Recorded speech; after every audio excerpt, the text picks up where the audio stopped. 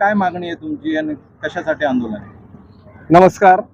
आम्ही ग्रामस्थ गेले 3 दिवस झालं या ठिकाणी जे आमचा गायरानाचा प्लॉट आहे, जो आम्ही 1974 साली, हे टोटली आमचं जुनं गायरान, हे 12 एकराचं गायरान होतं. हे 12 एकराचं गायरान आम्ही स्वसुरतीने, की ज्या काळात हे गायरान आमच्या गाववाल्यांना बी अलॉट झालेलं होतं, परंतु ज्या टाइमात विषय आला की हे गायरान आपल्याला जेव्हा 72 साला युद्धामध्ये जे शहीद झाले, जे अपंग झालेत, अशा ह्या चांगल्या लोकांना आपल्याला हे गायरान द्यायचंय, तर आमच्या लोकांनीही मनाचा मोठेपणा दाखवून हे सर्व टोटल 12 एकर जागा आम्ही 1974 साली कलेक्टर थ्रू ह्या सेनादलांना 3-3 गुंठ्याच्या रूपाने आम्ही दिली. परंतु त्याच्यामध्ये शर्तीचा एक अट होती की त्या लोकांनी ह्या ठिकाणी 4 वर्षाच्या आत येऊन ह्या ठिकाणी ताबा घ्यावेत.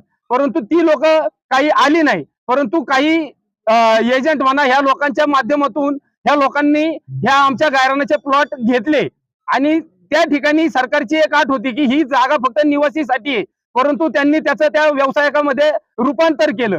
आज आमची कलेक्टर साहेबांना विनंती आहे की आमच्या गावाला आता 1% जागा शिल्लक नाही राहिलेली. जी 12 एकर जागा दिली शासकीय नियमानुसार, त्याची 5% जागा ही आमच्या गावाला द्यायलाच हवी होती त्याच टायमामध्ये, परंतु सरकारनेही काय आमच्याकडे लक्ष दिलं नाही. आज वस्ती इतकी वाढलेली आहे की आज आमच्याकडे जागा राहिली नाही. गावचे उत्सव असतात, आमचे तालीम आहे, परत पोरांना खेळायला क्रीडांगण हवंय, परत ज्या विविध उपयोगासाठी आज आमच्याकडे गावाकडे जमीन राहिली नाही. तरी आमची शासनाला विनंती राहील की तुम्ही या आमच्या आंदोलनाचा विचार करून, ग्रामस्थांचा विचार करून तुम्ही ही जागा आमच्या ग्रामस्थांना विठ्ठल रुक्मिणी देवस्थान ट्रस्टला देण्यात यावी, ही मी ग्रामस्थांच्या वतीने विनंती करतो.